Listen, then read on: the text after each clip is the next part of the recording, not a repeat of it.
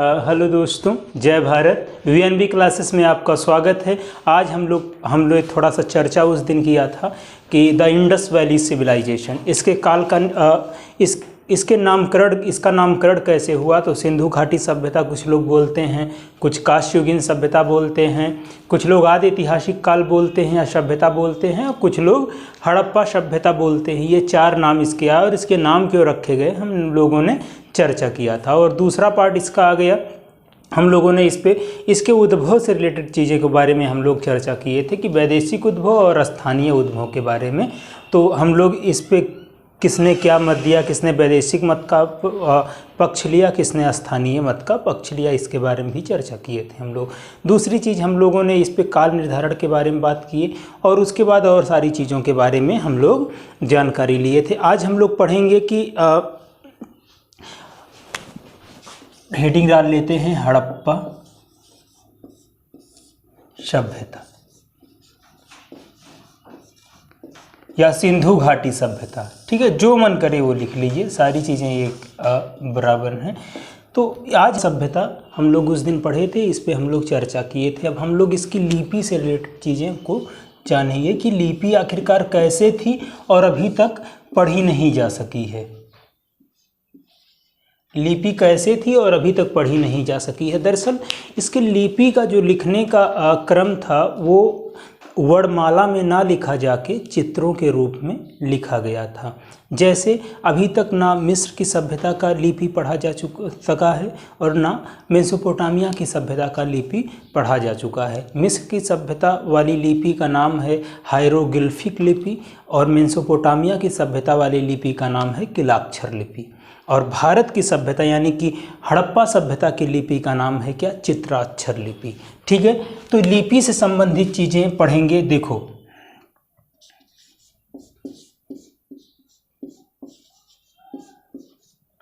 चित्राक्षर लिपि, और यहाँ पे थोड़ा सा हम लोग जान लेते हैं कि मिस्र की सभ्यता की लिपि जो थी वो कैसी थी।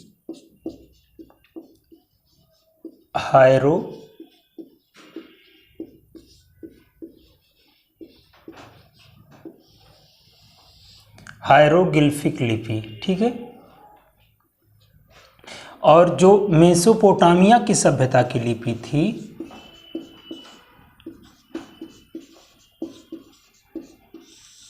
ये कैसी थी, किलाक्षर लिपि।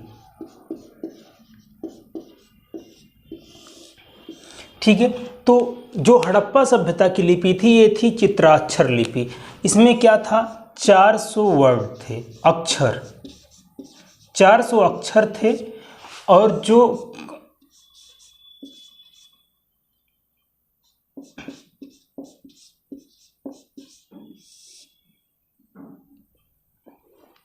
एरागुड़ी का जो अभिलेख कर्नूल जिला,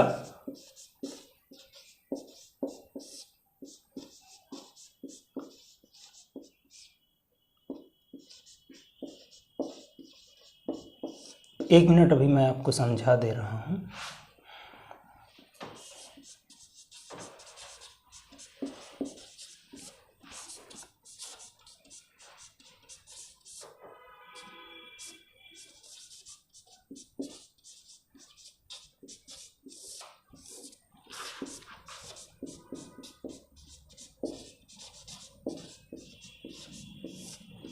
एक मिनट, अब सुनते हैं। दरअसल अब ध्यान से सुन लें, हड़प्पा सभ्यता हुआ और इसके जो भी इतिहास इसका लिखा गया वो पुरातात्विक साक्ष्य के अधीन लिखा गया। अभी तक इसकी लिपि पढ़ी नहीं जा सकी है। जैसे मिस्र की हायरोग्लिफिक लिपि और मेसोपोटामिया की किलाक्षर लिपि की भांति भी ये चित्राक्षर लिपि भी पढ़ी नहीं जा चुकी है। और इस लिपि में 400 शब्द हैं। और ये अशोक का जो एरागुड़ी का कर्नूल अभिलेख मिला है एरागुड़ी का, वो भी इसी लिपि में लिखा हुआ था। और ये लिपि भी अभी अशोक की पढ़ी नहीं जा चुकी हैं। आपने पढ़ा होगा कि कुछ अशोक की जो लिपि थी खरोष्टी ब्राह्मी लिपि में कहीं कहीं कुछ, जैसे अफगानिस्तान से जो मिला है आर्मेइक में लिखा गया है, इसको 1837 में जेम्स प्रिसेप ने पढ़ा था। लेकिन अभी तक ये जो कर्नूल से मिला इसकी लिपि, अशोक के समय की एरागुड़ी लिपि, ये अभी तक पढ़ा नहीं जा सका है ये भी। ठीक है, ठीक इसी लिपि में कुछ इतिहासकार बोलते हैं कि जो मिस्र की लिपि थी हड़प्पा सभ्यता की लिपि थी वो ब्राही लिपि थी, और कुछ बोलते हैं खरोष्टी लिपि है। लेकिन ना तो ब्राही है ना खरोष्टी है, पहले खरोष्टी है फिर ब्राही रूप में। मतलब कहने का मतलब है ये लिपि जो लिखी गई है इसकी, ये वास्त्रोफेदन लिपि है। इसको नोट कर लें, अभी मैं बता देता हूँ क्या है यहाँ से। तो लिपि क्या थी? चित्राक्षर थी, 400 अक्षर थे। एरागुडी कर्नूल आंध्र प्रदेश की जो अशोक का अभिलेख मिला है वो भी इसी चित्राक्षर लिपि में लिखा हुआ था। और कुछ लोग मानते हैं, कुछ विद्यमान इतिहासकार मानते हैं ये ब्राही लिपि में लिखा गया है, कुछ मानते हैं भैया ये खरोष्टी में लिखा गया है, लेकिन वास्तव में ये वास्त्रोफेदन लिपि में लिखा गया है। हलावर्त लिपि भी बोलते हैं, गौमुत्रिका लिपि भी बोलते हैं इसे, ठीक है।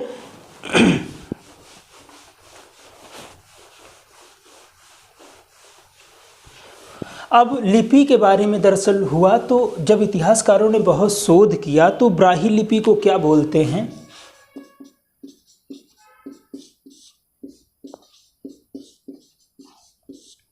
और खरोष्टी लिपि। खरोष्टी लिपि पहले देखो दाएं से बाएं लिखी गई,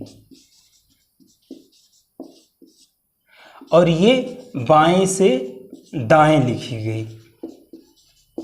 और जो हम लोग अभी पढ़े, जैसे कुछ मानते हैं इस टाइप में लिखी गई है हड़प्पा सभ्यता की लिपि, और कुछ बोलते हैं इसमें, लेकिन वास्त्रोफेदन या हलावर्त या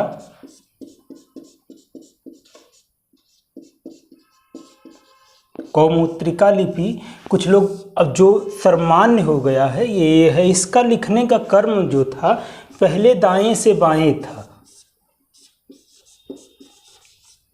फिर बाएं से दाएं था, फिर बाएं से दाएं था। तो इन ब्राही और खरोष्टी लिपि का मिला जुला रूप जो था वही था वास्त्रोफेदन लिपि। तो ये ऐसे हो गया एकदम ऐसे। तो इसी को बोल दिए वास्त्रोफेदन लिपि अंग्रेजी में, इंग्लिश में। इसका हिंदी मीनिंग है हलावर्त या गौमुत्रा लिपि में ये लिखा गया है, ठीक है। मिस्र का हाइग्रोग्लिफिक लिपि और मेसोपोटामिया की किलाक्षर लिखी, और हड़प्पा सभ्यता की चित्राक्षर लिपि में लिखा गया। इसमें 400 शब्द हैं। कुछ इतिहासकार मानते हैं ब्राही लिपि में लिखा गया है, और कुछ मानते भैया खरोष्टी में लिखा गया है, लेकिन वास्तव में ये वास्त्रोफेदन या हलावर्त या गौमुत्रिका लिपि में लिखा गया है। ब्राही लिपि का मतलब है बाएं टू दाएं, और खरोष्टी का मतलब है दाहिने टू बाएं। तो इसको माना गया वास्त्रोफेदन लिपि। ये सारी चीज़ें हैं। और इस लिपि को सबसे पहले पढ़ने का जो प्रयास किया 1925 में वो वेडिल महोदय ने इसको पढ़ने का प्रयास किया, लेकिन ये सफल नहीं हो पाए, ठीक है। तो ये चीज़ें समझ में आनी चाहिए कि हड़प्पा लिपि कैसी थी। तो कुछ ब्राही बोलते हैं कितने अक्षर थे, 400 अक्षर थे। सवाल पूछता है किस लिपि में कौन से क्यों नहीं पढ़ी जा सकती, चूँकि वर्णमाला में ना लिख के ये चित्रों में लिखी गई हैं, इसलिए इस लिपि को पढ़ा नहीं जा सका है। उसके बाद इसके नगर नियोजन के बारे में हम लोग पढ़ेंगे। हड़प्पा सभ्यता के लोग कैसे नगरों में रहते थे। दरअसल जो आर्ययुगीन सभ्यता थी, यानी कि वैदिक युग की सभ्यता थी, वो लिखी गई थी, और वो ग्रामीण सभ्यता थी, गांव में बसने वाली सभ्यता थी। लेकिन जो सिंधु घाटी या हड़प्पा सभ्यता, इंडस वैली सिविलाइजेशन जो था, वो नगरों में बसा हुआ था। हालांकि खेती करते थे लेकिन बिजनेस भी करते थे, जैसे संरंजक शलाका। आगे पढ़ेंगे हम लोग इसके नगर नियोजन का क्या रोल रहा। नगर नियोजन लिख लेते हैं। हड़प्पा मोहनजोदड़ो, कालीबंगा। कालीबंगा से जुते हुए खेत मिले हैं, लेकिन इसकी चर्चा हम लोग बाद में करेंगे। इन तीनों बस्तियों में समानता मिलती है नगर नियोजन में। सामान्यतः नगर दो पार्टों में विभाजित होता था। एक पूर्वी क्षेत्र और एक पश्चिमी क्षेत्र। हड़प्पा कालीन जो नगर होते थे वो यही दो पार्ट में डिवाइड होते थे, एक पूर्वी क्षेत्र और एक पश्चिमी क्षेत्र। पश्चिमी क्षेत्र में भैया ये किलेबंद हुआ करता था, किलेबंद हुआ करता था। किलेबंद होता था, इससे ये प्रतीत होता है इसमें प्रशासकीय लोग यानी कि राजा महाराजा या उसके अधिकारी यहाँ पर रहते थे, और पूर्वी क्षेत्र ये सामान्य जनों के लिए था, जनों के लिए था। यहाँ पर ईंटों से एक बहुत ऊंचा ऊंचा चबूतरा ऐसे बना दिया जाता था, और इसी ऐसे एक टीले पर ऐसे एक घर, ये ऐसे इसलिए बना दिया जाता था क्योंकि हड़प्पा सभ्यता में सबसे भयावह दृश्य जो था, जो सबसे बड़ा एक तरीके से प्रलय था, वो बाढ़ था। इसीलिए ये ऊंचे ऊंचे चबूतरे बनाते थे कि जब बाढ़ का समय आए तो पूरे कुनबे यानी कि पूरे गांव के लोग यहाँ पर आके रह सकें और बच सकें उस बाढ़ से। तो यहाँ पर क्या खूब ऊंचे ऊंचे चबूतरे बनाते थे, और चबूतरे किसके बनते थे? ईंटों के बनते थे, ईंटों के चबूतरे बनाते थे लोग। तो हड़प्पा, मोहनजोदड़ो, कालीबंगा से एक समान रूप से नगर नियोजन मिला है। नगर सामान्यतः दो क्षेत्रों में विभाजित होते थे। पूर्वी क्षेत्र में सामान्य जन रहते थे और पश्चिमी क्षेत्र में प्रशासकीय लोग रहते थे, इसीलिए हिस्सा किलेबंद होता था। ठीक है, उसके बाद यहाँ इन दोनों मोहनजोदड़ो से एक ऐसा स्थल मिला है, यहाँ प्रायः कच्ची सड़कें हुआ करती थी, प्रायः कच्ची सड़कें हुआ करती थी। ठीक, प्रायः कच्ची सड़कें हुआ करती थी, लेकिन मोहनजोदड़ो से और हड़प्पा से भी कहीं कहीं खंडित ईंटों का प्रयोग करके सड़कों को पक्की बनाने का प्रयास किया गया था, पक्की बनाने का प्रयास किया गया था। ठीक है, तो हड़प्पा, मोहनजोदड़ो और कालीबंगा में सामान्यतः शहर दो प्रकार में बटे हुए थे, पूर्वी और पश्चिमी। पश्चिमी हिस्सा किलेबंद होता था, इससे ये प्रतीत होता है इसमें प्रशासकीय लोग निवास करते थे, राजा महाराजा रहते थे। दूसरा, पूर्वी हिस्से में सामान्य लोग निवास करते थे। और दूसरी चीज़ें हैं, सड़कें प्रायः कच्ची हुआ करती थी। खंडित ईंटों को, जो खंडित ईंटें थे उनसे सड़कें पक्की बनाने का प्रयास हड़प्पा, मोहनजोदड़ो में कहीं यदा कदा मिल जाते हैं।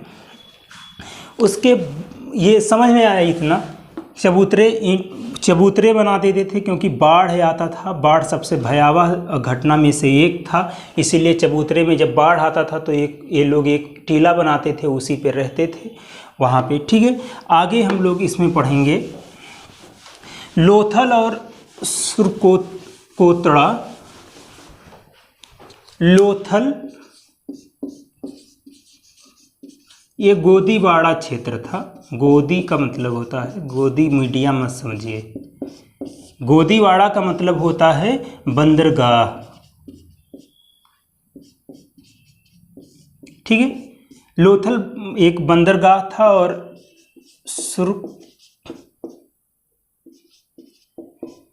यहाँ से किले एक ही रक्षा प्राचीर से घिरे हुए थे, मतलब इसमें दो पार्ट में नहीं डिवाइड, पूर्वी पश्चिमी में नहीं डिवाइड करके एक ही रक्षा प्राचीर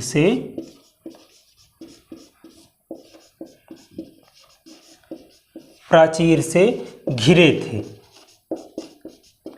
ठीक है, उसके बाद हम लोग आ जाते हैं चनहूदड़ो। पाकिस्तान में है ये चनहूदड़ो से ऐसे साक्ष्य, इसका कोई भी हिस्सा दुर्गीकृत नहीं था,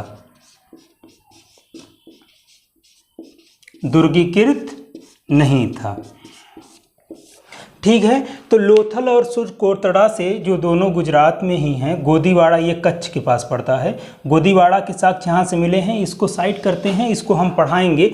ये दोनों एक ही रक्षा प्राचीर से गिरे हुए थे, मतलब यहाँ पे जो सामान्य जन की जितना ख्याल रखा जाता था उतना प्रशासकीय लोगों का भी ख्याल रखा जाता था। चन्हूदड़ों से कोई भी हिस्सा दुर्गीकृत नहीं था। ये बहुत दीनहीन बस्ती प्रतीत होती थी। और दीनहीन बस्ती प्रतीत ये भी कालीबंगा के बारे में थोड़ा सा जान लें। कालीबंगा, अभी हमने पढ़ा हड़प्पा, मोहनजोदाड़ो और कालीबंगा, तीनों के बारे में हमने पढ़ा। तो हड़प्पा, मोहनजोदड़ो और कालीबंगा का जो नगरीय विभाजन था, नगरीय नियोजन था, दो पार्ट में डिवाइड था, पूर्वी पश्चिमी। ऐसा ही लेकिन यहाँ पर कालीबंगा में था कि यहाँ पर बहुत कम, जितने बड़े पैमाने पर हड़प्पा और मोहनजोदड़ो में पक्की ईंटों का प्रयोग किया गया, यहाँ बहुत कम पक्की ईंटों का प्रयोग किया गया।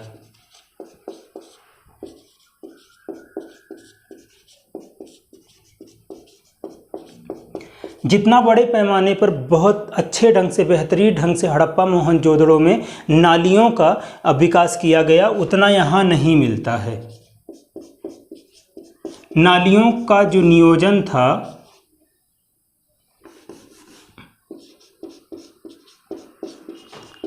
नालियों का नियोजन बेहतर नहीं था। और कालीबंगा से ही अलंकृत युक्त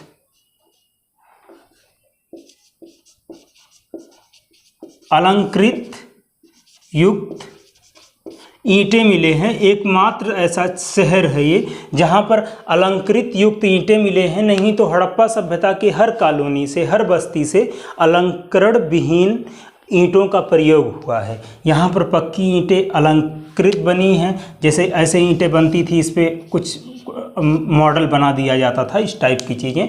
तो कालीबंगा राजस्थान में रहता है, जिसका मतलब होता है जुते हुए खेत। जुते हुए खेत। बहुत कम पक्की ईंटें मिली हैं, यहाँ पर प्रयोग होता था। नालियों का बेहतर प्रबंधन नहीं था। अलंकृत युक्त ईंटों का प्रयोग हुआ है, जबकि चाहे तुर्कोतड़ा हो, लोथल हो, मोहनजोदड़ो हो, हड़प्पा हो, इन सब जगहों पर अलंकृत विहीन ईंटों का प्रयोग किया जाता था। लेकिन पहला कालीबंगा ऐसा क्षेत्र जहां पर अलंकृत युक्त ईंटों का प्रयोग होता था। नगर नियोजन में दो पार्ट में हमने बताया, पूर्वी पश्चिमी। लेकिन लोथल और तुर्कोतड़ा एक ही रक्षा प्राचीर से घिरे हुए थे। लेकिन चंदहूड़ो जो पाकिस्तान में है, इसका कोई भी हिस्सा दुर्गीकृत नहीं होता था। ठीक है, समझ में आया होगा हड़प्पा सभ्यता का नगर नियोजन कैसे था। ठीक है,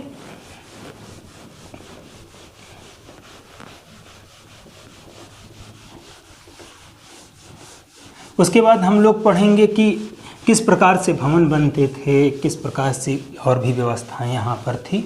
तो हम लोग अब यहाँ की जल निकास प्रणाली कैसी थी। हालांकि नालियों का जिक्र हम लोग कर लिए। निकास,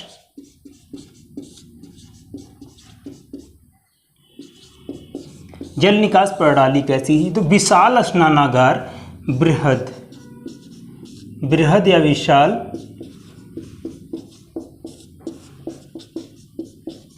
स्नानागार हम लोगों को कहाँ से मिला है? मोहनजोदड़ो से मिला है।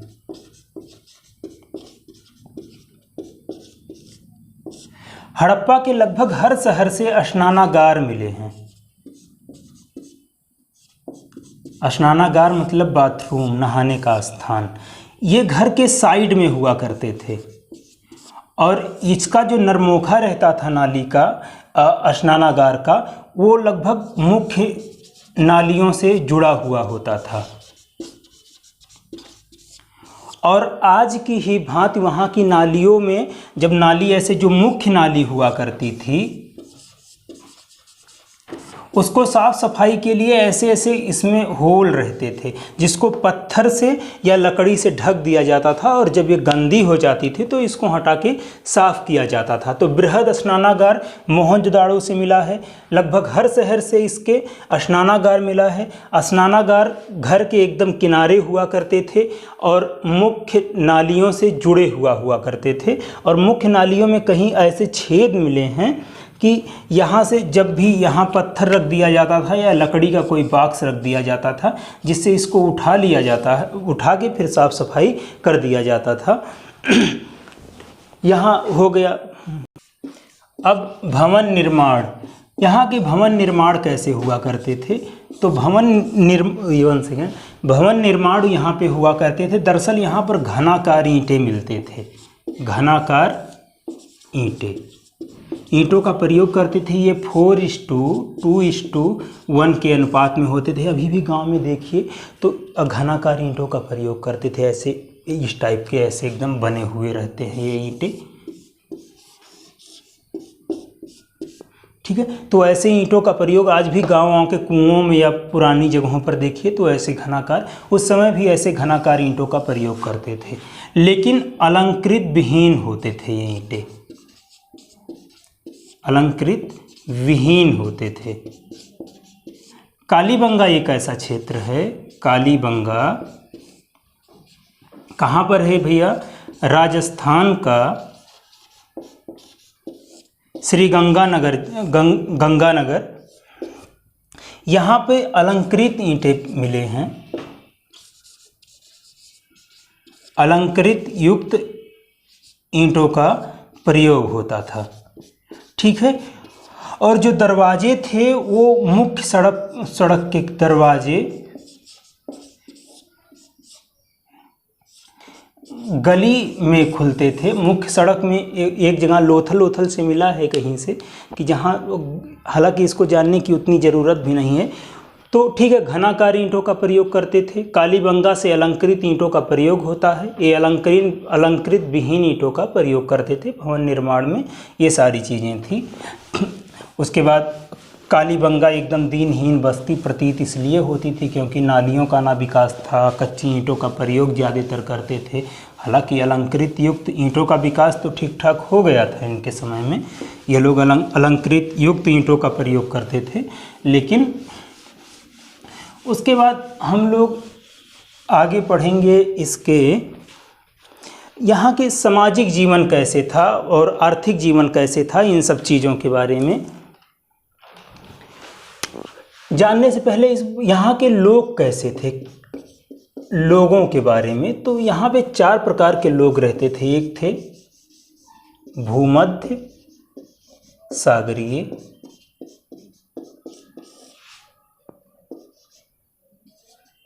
दूसरा था मंगोलायड, मंगोलायड प्रजाति की बात कर रहा हूँ, मंगोलायड, भूमध्य सागरीय, मंगोलायड प्रजाति। तीसरा था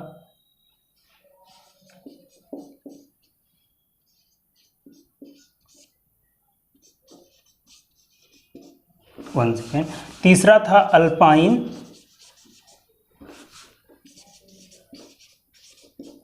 अल्पाइन प्रजाति के लोग। और चौथा था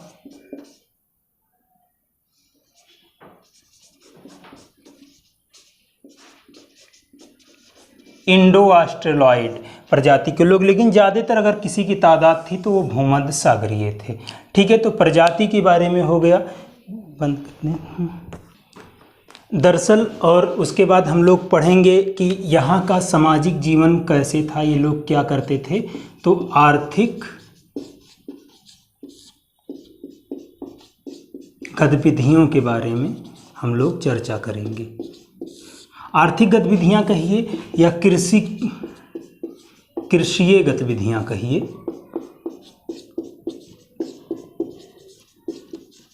तो आप लोग को पहले से पता है कि ये लोग कृषि करते थे। इनकी यही एक तरीके से आर्थिक गतिविधि। और भी चीज़ें जैसे मनका बनाते थे, लाजवर्द मणि था, ये सारी चीज़ों के कृषि के साक्ष्य में ये लोग सामाजिक जीवन भी कह लीजिए इसको, सामाजिक जीवन का जो भी इनका आधार था, इसमें कृषि के साक्ष्य मिले हैं। जैसे ये लोग गेहूँ, जौ, मटर, चना, सरसों आदि का प्रयोग तो करते थे, लेकिन गन्ने के कभी पूछता, जैसे ऑप्शन में एक बार था कि इसमें से कौन सा कृषि हड़प्पा कालीन लोग नहीं करते हैं, तो उसमें गन्ना भी ऑप्शन था, लेकिन ये लोग गन्ने की कृषि नहीं जानते थे, ठीक है।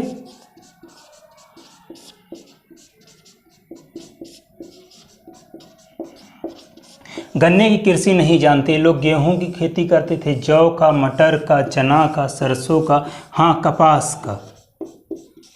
विश्व में हड़प्पा कालीन सभ्यता के लोग ही प्रथम बार कपास का प्रयोग, मतलब कपास की खेती करना प्रथम बार शुरू किया था। ठीक है, उसके बाद लोथल और रंगपुर से चावल के भूसी के साक्ष्य मिले हैं।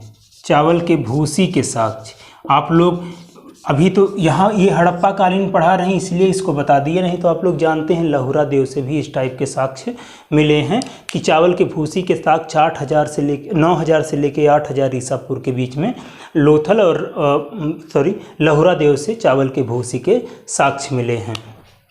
यहाँ से डीलदार बैल के साक्ष्य मिले हैं, कुकुदमान बोलते हैं, डीलदार बैल के साक्ष्य मिले हैं, लेकिन घोड़े के साक्ष्य नहीं मिले हैं। फिर भी कुछ इतिहासकार, ठीक है, आर्थिक गतिविधियाँ, कृषि या सामाजिक गतिविधियाँ, ये लोग कृषि करते थे, गेहूं, जौ, मटर, चना, कपास। प्रथम बार भारत में विश्व में हड़प्पाई सभ्यता के लोगों ने इसकी खेती प्रारंभ की। गन्ने के साक्ष्य नहीं मिलते हैं, न दालों के भी साक्ष्य, हालांकि ये मटर और चने का प्रयोग तो करते थे लेकिन दाल का साक्ष्य नहीं मिला है, ऐसे खड़ा ही ये लोग खा लेते थे। लोथल रंगपुर से चावल के भूसी के साक्ष्य मिले हैं, डीलदार बैल के या कुकुदमान बैल के साक्ष्य मिले हैं यहाँ से। ठीक है, उसके बाद बड़ावली, ये कहाँ पर है? पंजाब में है। कहाँ पर? पंजाब में। मिट्टी के खिलौने के साक्ष्य मिले हैं, मिट्टी के खिलौने के साक्ष्य मिले हैं। और कालीबंगा राजस्थान में है। कहाँ पर है? कालीबंगा राजस्थान में है। यहाँ से जुते हुए खेत के साक्ष्य मिले हैं। ठीक है, तो आर्थिक सामाजिक गतिविधियाँ क्या थी? ये लोग खेती करते थे, गेहूं, जौ, मटर, चना ये सब यहाँ होता था, गन्ने का खेती नहीं करते थे। विश्व में प्रथम बार कपास उत्पादन हड़प्पा कालीन सभ्यता के लोगों ने किया। लोथल और रंगपुर से चावल के भूसी के साक्ष्य मिले हैं, डीलदार बैल के साक्ष्य मिले हैं, बड़ावली से जो पंजाब में है मिट्टी के खिलौने के साक्ष्य मिले हैं, कालीबंगा जो राजस्थान में है जुते हुए खेत के साक्ष्य मिले हैं। उसके बाद में हम लोग इसी में पढ़ेंगे, ये लोग व्यापार भी करते थे, जैसे सीपी हो गया, फिरोजा हो गया। आपको बताए थे हम कि मध्यकालीन मध्य पाषाण काल जब पढ़ा रहे थे आप लोग को, तो हम लोगों ने हड्डी और पत्थर के बने हुए आभूषणों के बारे में बताया था कि महिलाएं यहाँ के पत्थर के आभूषण या हड्डी के बने हुए आभूषणों को प्रयोग करती थी। और इसमें व्यापार में जब हम लोग पढ़ेंगे तो फिरोजा,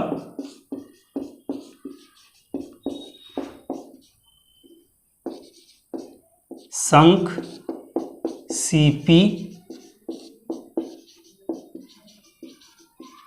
लाजवर्द मणि,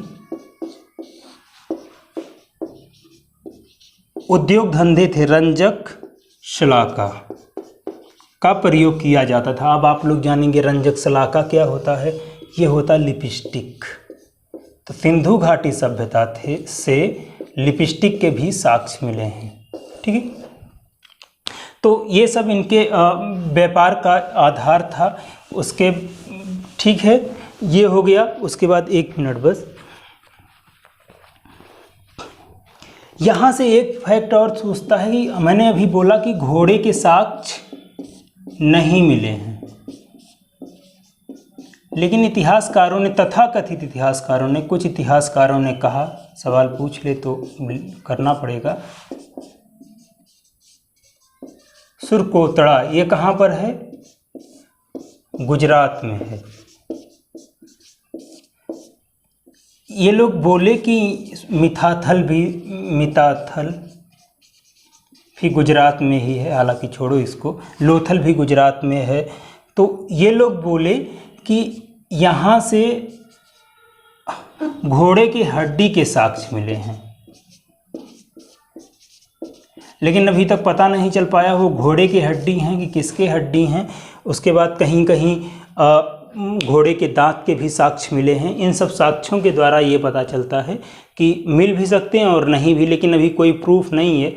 अगर आपसे पूछता है तो घोड़े के साक्ष्य तो नहीं मिले हैं, लेकिन तथाकथित सुतकोतड़ा से कुछ इतिहासकारों ने कहा कि घोड़े की हड्डी के साक्ष्य मिले हैं यहाँ से। तो फिर ये हो गया। तो हम लोग पढ़े सेकेंड क्लास हड़प्पा में, इसका नगर नियोजन पढ़ा, भवन निर्माण कैसे था, किस प्रजाति के लोग ज़्यादा रहते थे तो भूमध्य सागरीय, और उसके बाद हम लोग ने इसकी कृषि किस प्रकार की व्यवस्था के लोग थे तो आर्थिक, अब नगरीय थे तो आर्थिक गतिविधियाँ भी करते थे और आपका कृषि भी करते थे। तो इन सब चीज़ों के साक्ष्य मिले और अगले तीसरे क्लास में और आगे पढ़ाएंगे। चौथा क्लास बहुत इंपॉर्टेंट है। आप लोग को लग रहा होगा कि फैक्ट अभी नहीं बता रहा हूँ, फैक्ट बताऊँगा। अभी इतना जान लीजिए, थोड़ा सा आधार जान लीजिए कहाँ से चीज़ें हुई, थोड़ा सा जब एक दूसरे से इंटरलिंक कर पाएंगे तो बेहतर आएगी चीज़ें। ठीक है, जय भारत।